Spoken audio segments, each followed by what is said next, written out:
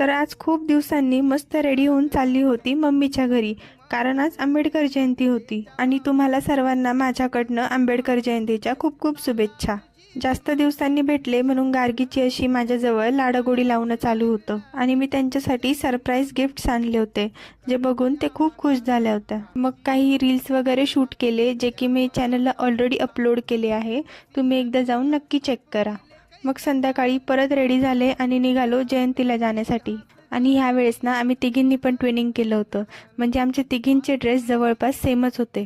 आणि इथे आल्यावर सगळे नातेवाईक भेटतातच आणि व्योम पण भेटला होता, पण तो माझ्याकडे यायला अजिबात तयार नव्हता. यावर्षी ना इथे बौद्धगया इथला देखावा होता. नाशिक रोडची जयंती किती भारी आणि मोठी असते हे तुम्ही इथल्या गर्दीचा अंदाज लावूनच बघू शकता.